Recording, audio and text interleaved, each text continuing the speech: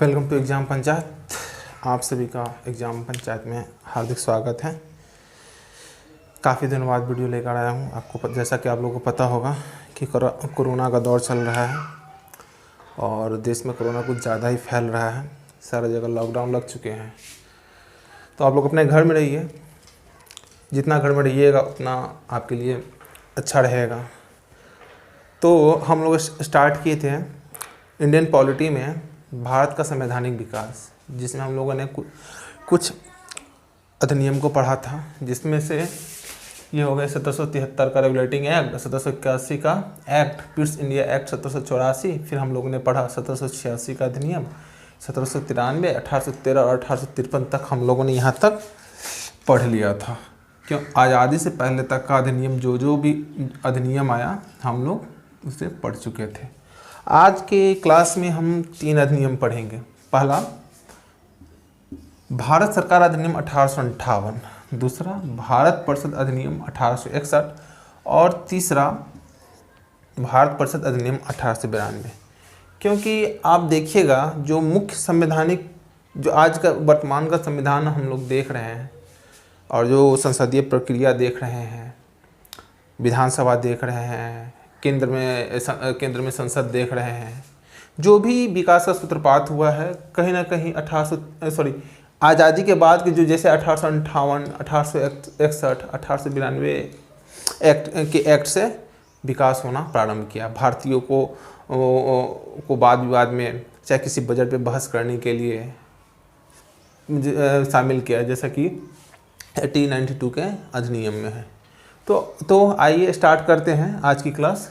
लेकिन class start करने से पहले यदि आप नए हैं तो हमारे चैनल को लाइक सब्सक्राइब ज़रूर कीजिए और अच्छा लगे तो शेयर कीजिए। और आप लोगों ने पिछले वीडियो में काफ़ी प्यार दिखाया, इसलिए आप लोगों का बहुत बहुत धन्यवाद। तो यदि आप किसी प्रकार का डाउट आपके दिमाग में हो या किसी प्रकार का क्वेश्चन नहीं बन रहा हो तो आप हमारे टेलीग्राम चैनल पे मैसेज कर सकते हैं। टेलीग्राम चैनल का नाम है एग्ज़ाम पंचायत। वहाँ आप हमारे ग्रुप को ज्वाइन कर सकते हैं और वहाँ से किसी भी प्रकार की समस्या आप हमसे पूछ सकते हैं। आप हमें फेसबुक पर भी फॉलो कर सकते हैं। फेसबुक पेज का नाम है एग्ज़ाम पंचायत और वहाँ जाकर पेज लाइक कर सकते हैं। हमारे ग्रुप हैं एग्ज़ाम पंचायत के नाम से, फेसबुक ग्रुप है, वहाँ पे आप अपना डाउट को उसमें डाल सकते हैं, डिस्कशन कर सकते हैं, किसी प्रकार का क्वेश्चन आप लोग पूछ सकते हैं। तो चलिए आज स्टार्ट करते हैं। भारत सरकार अधिनियम 1858 यह क्यों इतना महत्वपूर्ण है? क्योंकि हम लोगों ने देखा था कि 1857 में एक क्रांति हुआ था, एक विद्रोह हुआ था जो देश को आज़ाद कराने के लिए एक विद्रोह था, जिसे 1857 का विद्रोह भी कहते हैं और भारतीय स्वतंत्रता की लड़ाई का प्रथम चरण भी कहते हैं, प्रथम चरण भी उसको कहते हैं। क्योंकि लगभग उस विद्रोह में भारत आज़ाद हो गया था, लेकिन कुछ कारणों के कारण से भारत आज़ाद नहीं हो पाया था। तो उन सब कारणों को देखते हुए ब्रिटिश पार्लियामेंट ने सोचा कि जो भारतीयों में असंतोष फैला हुआ है और जो कंपनी की नीति है जिसके कारण भारतीयों के अंदर असंतोष पैदा हुआ, उस कमी को सुधारने के लिए 1858 का एक्ट आया। तो आइए देखते हैं कि उसमें क्या क्या प्रावधान किए गए। तो 1858 का एक्ट से स्टार्ट करते हैं आज हम लोग। तो यह 1857 के बाद पहला मतलब क्या कहें इसको अधिनियम था। और यह क्यों इतना इम्पोर्टेंट है? क्योंकि इस मतलब 1857 के बाद सारी शक्ति ब्रिटिश क्राउन के चली गई थी, क्योंकि सारी शक्ति ब्रिटिश क्राउन के हाथ में चली गई थी। और वो सारे देख रेख भारत की जितनी जिम्मेदारी थी, सारे शक्ति अब वहाँ के राजा और महारानी के अंदर चला गया था और वो उनके अनुसार अब कार्य कर रहे हैं। तो यह पहला पॉइंट हो गया। इसमें भारत मत शक्ति का स्थानांतरण हुआ। शक्ति का स्थानांतरण, जो शक्ति ईस्ट इंडिया कंपनी के हाथ में थी अब वह ब्रिटिश क्राउन के हाथ में चली गई थी। ब्रिटिश क्राउन के हाथ में चली गई थी। तो चलिए अब हम स्टार्ट करते हैं कि आखिर यह कैसे आया, किसने लाया इस अधिनियम को। तो अब डिटेल में हम पढ़ना स्टार्ट करते हैं। तो 1857 ब्रिटेन के 1857 में के टाइम ब्रिटेन में एक पीएम थे। ब्रिटेन के पीएम थे पाम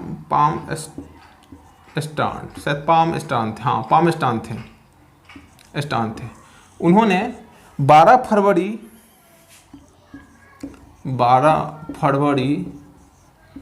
1858 को एक विधेयक संसद के सामने पेश किया। एक विधेयक संसद के सामने पेश किया। उस विधेयक का क्या नाम था?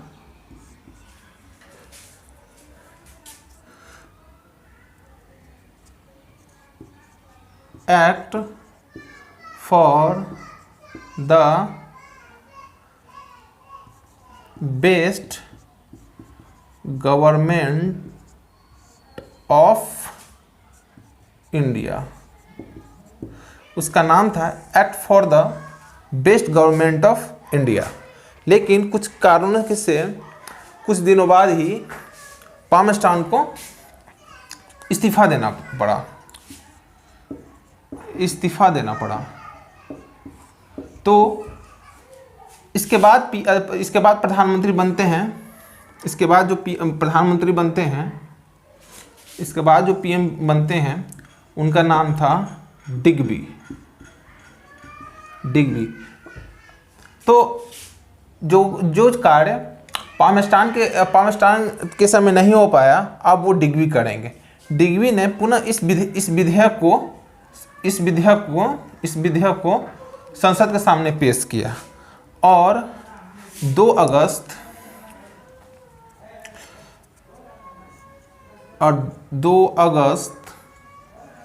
1858 में यह पास हो गया और महारानी का इस पर हस्ताक्षर हो गया। तो यह एक्ट बन गया। तो हम लोगों ने अभी देखा कि 1858 का एक्ट कैसे आता है और इसमें क्या क्या हुआ, और इसी एक्ट को हम लोग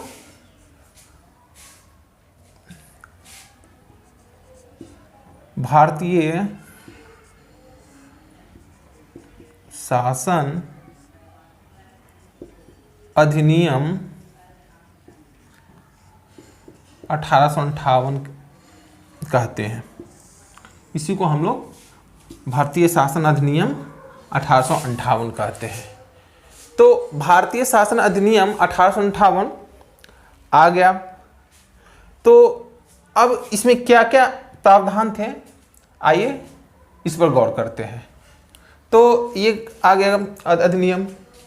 और जो महारानी जो अधिनियम लाती है, जो जिसे महारानी की घोषणा कहते हैं, घोषणा, इसमें एक पॉइंट छूट गया, घोषणा।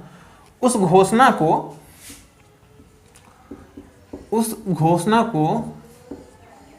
1 नवंबर 1858 को लॉर्ड वायसराय लॉर्ड कैनिंग द्वारा भारत में घोषित किया गया। मतलब भारत में उन्होंने पढ़ा। तो उसमें एक क्वेश्चन आता है कि लॉर्ड कैनिंग ने भारत में पढ़ा, तो कहाँ पढ़ा? जगह का नाम था इलाहाबाद। इलाहाबाद में महारानी के घोषणा पत्र को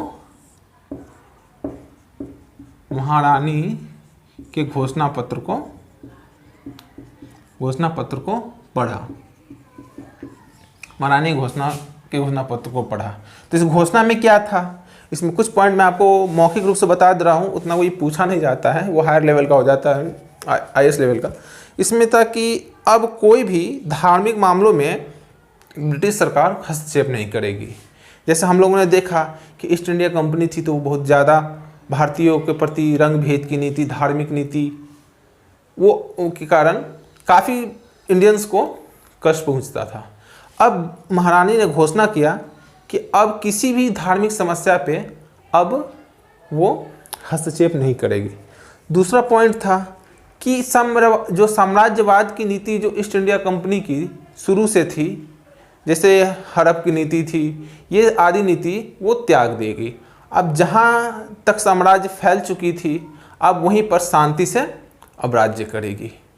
ये सब दो। तीसरा कि वो अंग्रेज और भारतीयों के बीच समानता का भाव रखेगी और वो भेदभाव नहीं करेगी, और बाकी सभी अवसर पे तो उन्हें मतलब कि समानता का अधिकार दिया जाएगा, हर एक अवसर पे उसे समानता का अधिकार। ये बस तो कहने के लिए था, लेकिन ऐसा कुछ नहीं था। तो ये महारानी का घोषणा था। उसके आगे देखते हैं कि इसमें क्या था। हम लोगों ने इससे पहले देखा था कि कंपनी के कार्यों के संचालन के लिए कोर्ट ऑफ डायरेक्टर और बोर्ड ऑफ कंट्रोल आदि संस्था का निर्माण किया गया था, जिसके द्वारा कंपनी के कार्यों को नियंत्रित किया जाता था। अब क्या होता है, यदि 1857 के विद्रोह के बाद इन दोनों संस्थाओं को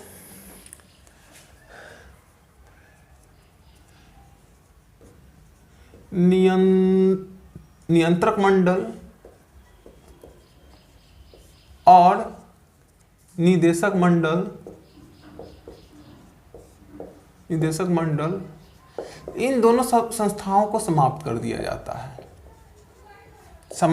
जाता है और इसके जगह एक नए संस्था का निर्माण होता है जो भारत सचिव के देखरेख में कार्य करता है। तो यहाँ पे एक भारत सचिव का पद सृजन किया जाता है, भारत सचिव का पद सृजन किया जाता है, जो डायरेक्ट ब्रिटिश क्राउन के अंडर काम करेगा, ब्रिटिश संसद के अंदर काम करेगा। और इस भारत सचिव वही होगा जो ब्रिटिश संसद या मंत्रिमंडल का सदस्य होगा। ये आपका हो गया सेकेंड पॉइंट। और भारत सचिव की कार्यों के लिए 15 सदस्यीय एक परिषद का निर्माण किया गया, जिसको भारत सचिव उसकी परिषद हम लोग कहा करते हैं। तो उसके कार्य के लिए, सहयोग के लिए 15 सदस्यीय एक परिषद का निर्माण किया गया, जिसमें 8 ब्रिटिश क्राउन द्वारा मनोनीत किए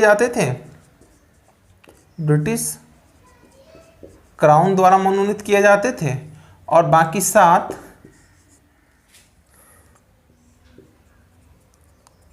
कंपनी द्वारा, जो कंपनी के गवर्नर होते थे उन लोगों के द्वारा यह नियुक्ति होती थी। तो हम लोगों ने देखा कि भारत सचिव का पद सृजन होता है, जिसमें 8 ब्रिटिश क्राउन और 7 कंपनी के डायरेक्टर के द्वारा चुना जाता है, और जो शासन हो गया वो भारत सचिव का इसमें अहम रोल होगा। तो आप लोग इसे पहले नोट कर लें।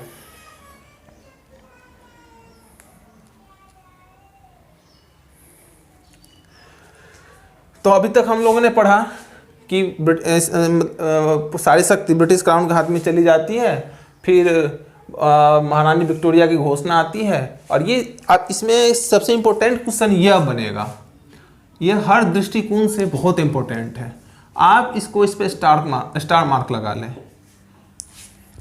आप इस पे स्टार मार्क लगा लें। ये कभी भी क्वेश्चन स्टैंडर्ड क्वेश्चन बन सकता है। तो हमने देखा कि भारत शासन 1858 अधिनियम आया। इस अधिनियम के अंदर निदेशक मंडल को समाप्त करके भारत सचिव का पद सृजन किया। अब भारत सचिव के क्या कार्य थे? भारत सचिव का कार्य यह थे कि यह वायसराय पर कंट्रोल रखेगा, वायसराय पर कंट्रोल रखेगा। कंट्रोल रखने का मतलब कि यदि किसी भी कार्य के वायसराय के किसी भी कार्य के लिए भारत सचिव की अनुमति की आवश्यकता होगी। वही 15 सदस्य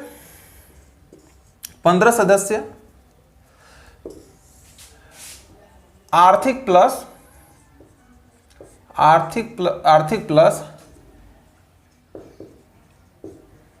अखिल भारतीय सेवा,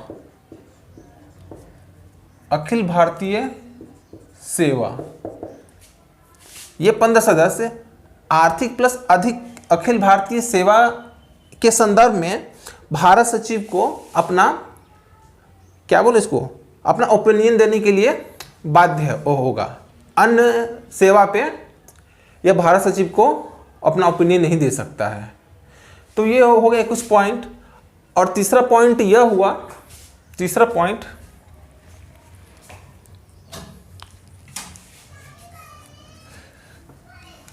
पॉइंट यह हुआ कि जो भारत का गवर्नर था, तीसरा पॉइंट यह होगा कि जो भारत के गवर्नर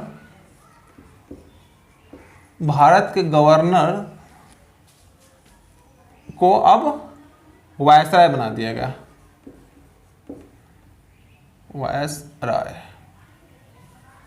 वायसराय का मतलब होता है महारानी का प्रतिनिधि। अब जो भारत का गवर्नर जो वायसराय के रूप में काम कर रहा है, वह अब ब्रिटिश क्राउन के प्रतिनिधि के रूप में कार्य करेगा। ब्रिटिश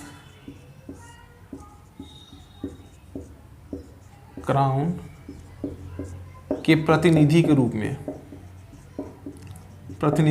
में कार्य करेगा। और किसी भी कार्य के लिए उसे भारत सचिव की सलाह की आवश्यकता होगी, उसकी अनुमति की आवश्यकता होगी। इसके अनुमति के बिना वायसराय कुछ नहीं करेगा। और भारत सचिव जितने कार्य भारत में होंगे, सारे जानकारी ब्रिटिश क्राउन को देना अनिवार्य होगा। तो एक सिस्टम बन रहा है कि वायसराय को कंट्रोल करने के लिए ये सारे अधिनियम हैं। इसके तहत एक शब्द आता है गृह सरकार। आपसे पूछ देगा गृह सरकार क्या है? तो गृह सरकार सिंपल है, भारत सचिव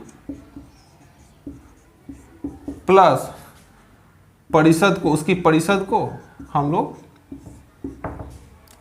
गृह सरकार कहते हैं। गृह सरकार कहते हैं।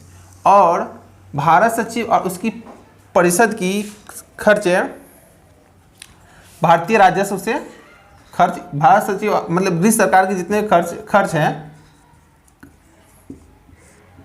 वो भारत के राजस्व से देय होगी।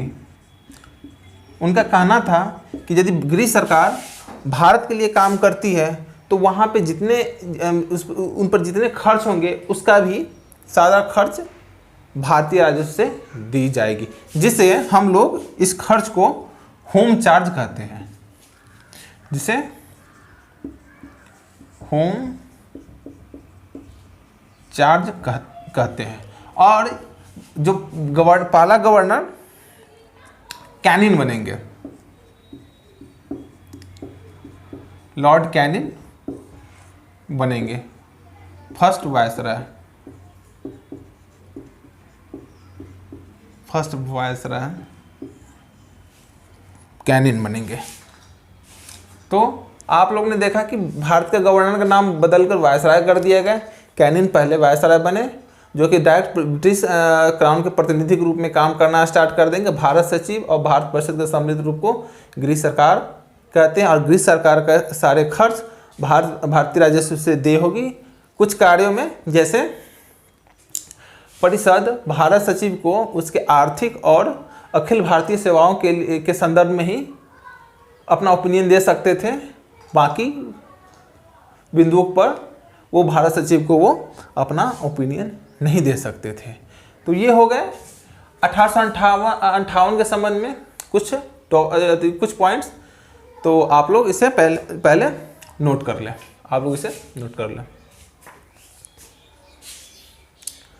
अब हम लोग पढ़ेंगे 1861 का अधिनियम। 1861 का अधिनियम हम लोग पढ़ेंगे।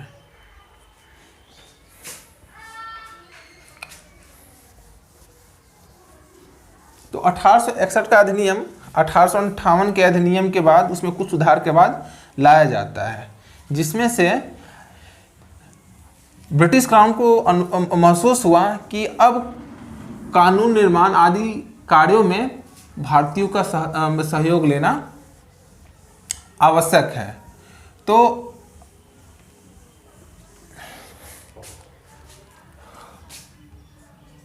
1861 का अधिनियम, पहला पॉइंट इसमें हुआ कि इसमें पहली बार भारतीयों की सहभागिता पर ध्यान दिया गया, और कुछ कार्यों के लिए उन्हें अब रखा जाने लगा, कार्यों के लिए भारत में रखा जाने लगा। तो क्या क्या पॉइंट होंगे, आइए हम लोग देखते हैं। अब देखते हैं। पहला है भारतीयों के सहयोग की अनुभव,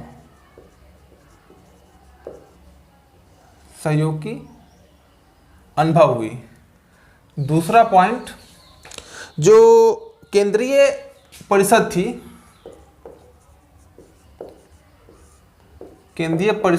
थी, उसकी संख्या 4 से 5 कर दिया गया। 5वां सदस्य जो उसमें ऐड हुआ, उसे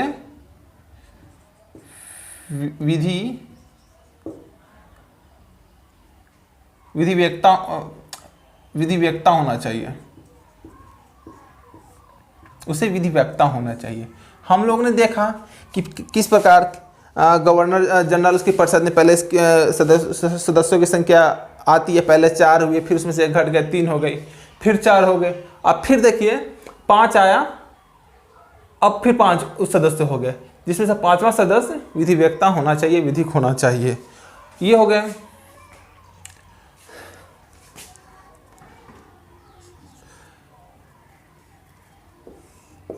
वायसराय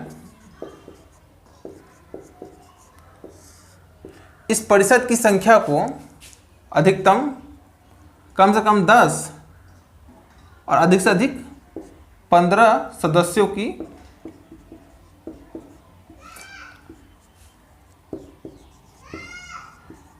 नियुक्ति करने का अधिकार दिया गया।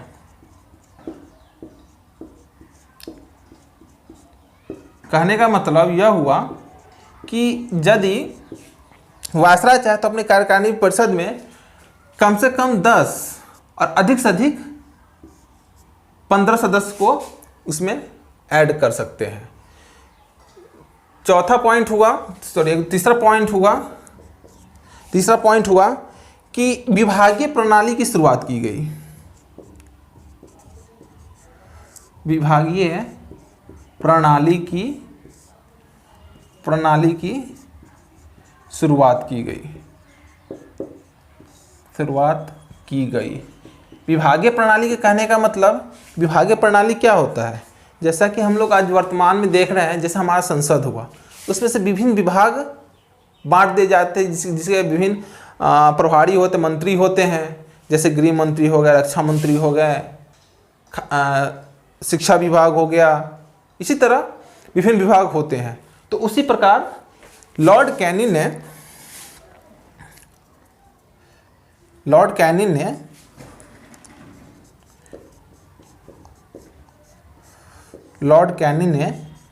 विभागीय प्रणाली की, जिसे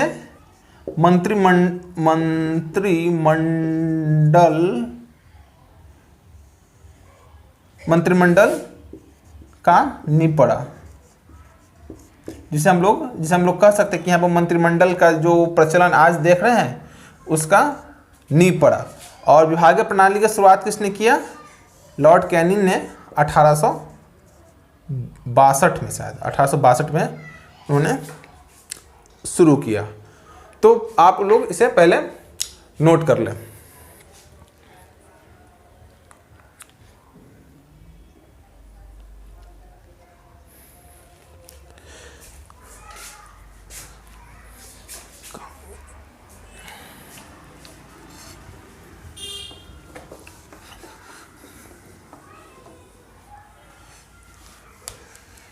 तीसरा पॉइंट हो गया। चौथा पॉइंट यह है कि इससे पहले मद्रास और मुंबई को जो कानून बनाने, विधि बनाने की जो शक्ति थी वो छीन लिया गया था। तो इस एक्ट के माध्यम से मद्रास एवं बंबई को विधि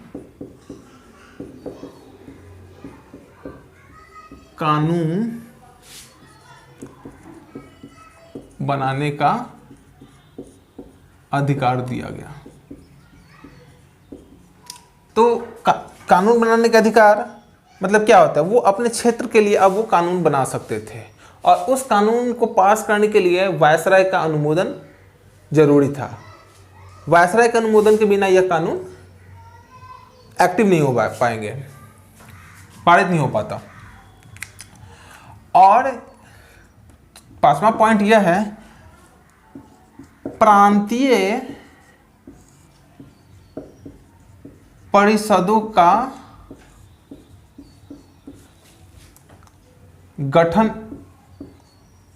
गठन हुआ। प्रांतीय परिषद का गठन मतलब कि जहां अभी तक हम लोगों ने देखा कि जो भी अधिनियम आया वो केंद्रीकृत था, सारे शक्ति केंद्र के पास थे।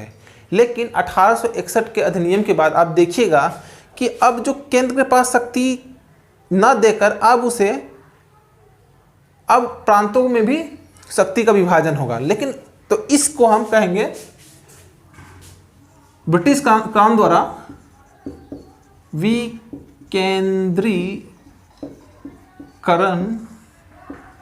की नीति का प्रारंभ।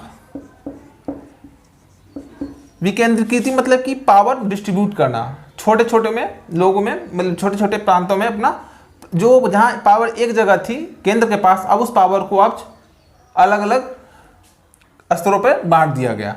तो इसी के अंतर्गत बंगाल, पंजाब,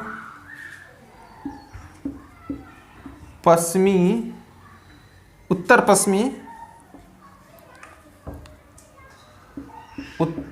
पश्चिमी प्रांत का गठन हुआ। शायद बंगाल का गठन होता है 1862 में, और पंजाब का 1886 और इसका 1897। इसका पंजाब का 1897। थोड़ा डेट अब देख लीजिएगा, उतना हम याद नहीं है, लेकिन आप एक बार डेट को कंफर्म कर लीजिएगा, यही होना चाहिए। ठीक, तो इन 3 प्रांतों का इसके अनुसार गठन हुआ। अब आते हैं जिसे हम लोग विकेंद्रीकरण की नीति भी कहते हैं। और एक चीज और पॉइंट छूट गया, 1861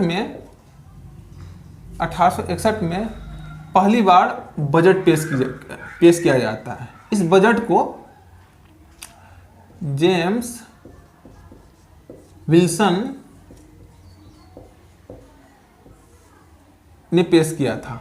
ये बहुत वीवीआई क्वेश्चन है आपका, ये बहुत वीवीआई क्वेश्चन है, ये हमेशा आपके जीके में आते रहेंगे कि भारत का पहला बजट भारत का पहला बजट किसने पेश किया? तो जेम्स विल्सन ने किया। तो आप लोग इधर नोट करें तब तक।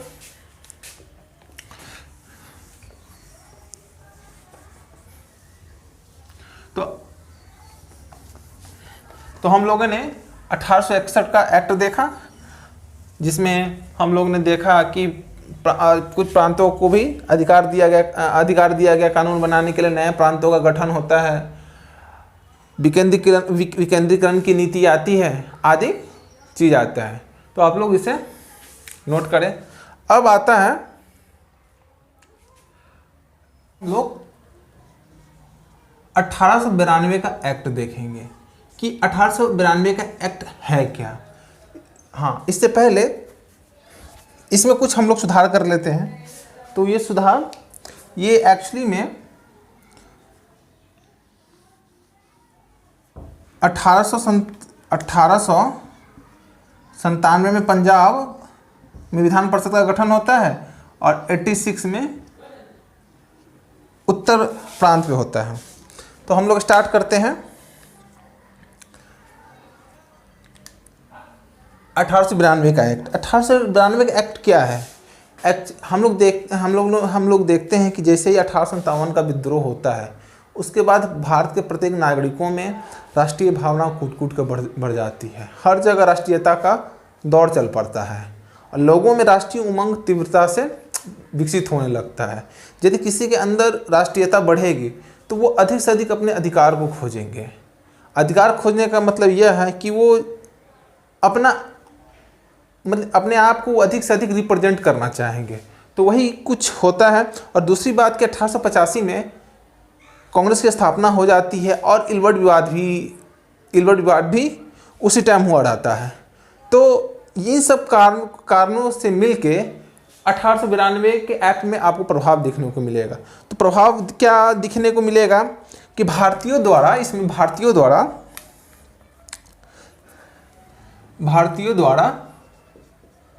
पहला पॉइंट हो जाएगा, भारतीयों द्वारा अधिक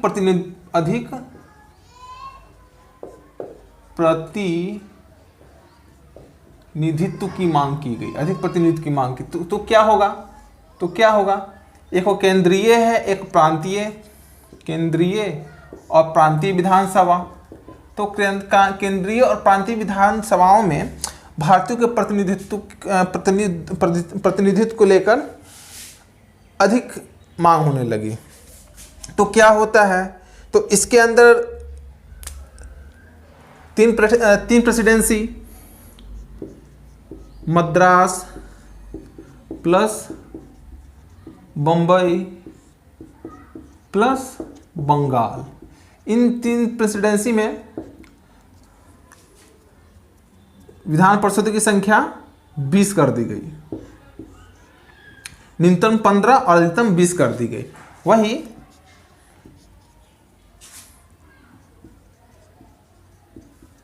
विधान परिषदों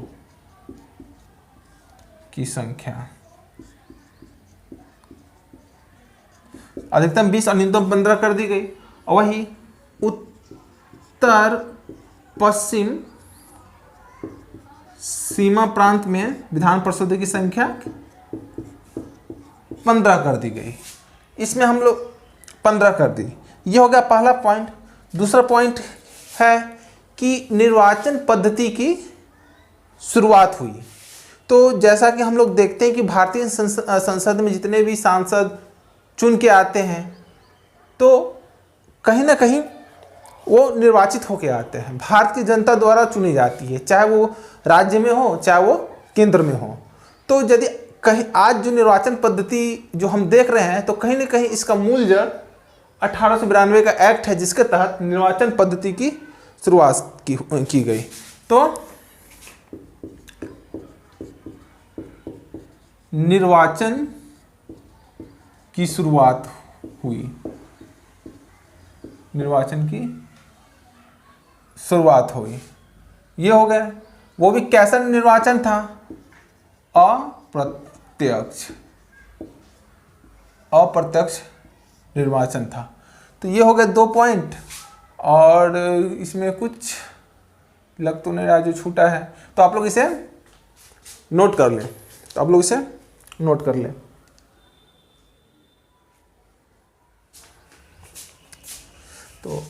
तो हम लोग ने पढ़ा 92 के एक्ट में कि प्रतिनिधित्व की मांग, अधिक प्रतिनिधित्व की मांग की गई, जिसके तहत यह बदलाव देखने को मिले, जब विधान परिषदों की परिषद आएंगे तो निर्वाचन होंगे, सेकेंड हो गए, और निर्वाचन हो गए तो कानून बनेगा। तीसरा पॉइंट हो जाएगा बहस किस पे? बजट पे, पर मतदान का अधिकार नहीं, मतदान का अधिकार नहीं, अधिकार नहीं। कहने का मतलब यह था कि हम लोग संसद में क्या देखते, कोई विधेयक बिल आता है तो हम लोग उस पर बहस करते हैं, चर्चा करते हैं, और उसके बाद उसको पास करते हैं।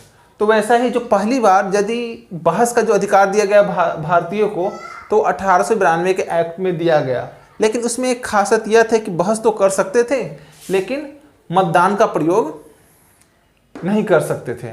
तो ये हो गया, इसमें ज़्यादा नहीं, इसमें 3 पॉइंट हमेशा जनरली पूछे जाते हैं, और एक चीज़ इसमें छूट गया, इसमें एक चीज़ छूट गया। विशेष परिस्थिति में वायसराय को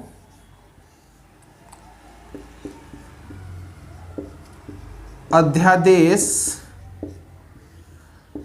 जारी करने का अधिकार, करने का अधिकार, करने का अधिकार। हम लोग देखेंगे जब राष्ट्रपति पढ़ेंगे, तो जब राष्ट्रपति की आर्टिकल पढ़ेंगे, उसमें भी अध्यादेश के बारे में पढ़ेंगे हम लोग, तो उसमें एक विस्तृत जानकारी लेंगे। अब बाकी जो अध्यादेश क्या होता है क्या नहीं, हम लोग इस चीज़ को वहाँ उस टॉपिक में कंपेयर करेंगे। तो आज 3 हो गए, 1858 का एक्ट, फिर 1861 का एक्ट और 92 का एक्ट। तो आप लोगों को कैसा लगा आप हमें बताएं। यदि किसी प्रकार की समस्या आती है, तो फिर से बोल रहा हूँ, किसी प्रकार की समस्या आती है तो आप हमारे टेलीग्राम चैनल से संपर्क कर सकते हैं, और हमारे यूट्यूब को लाइक करें, सब्सक्राइब करें, अच्छा लगे तो शेयर करें। Thank you so much.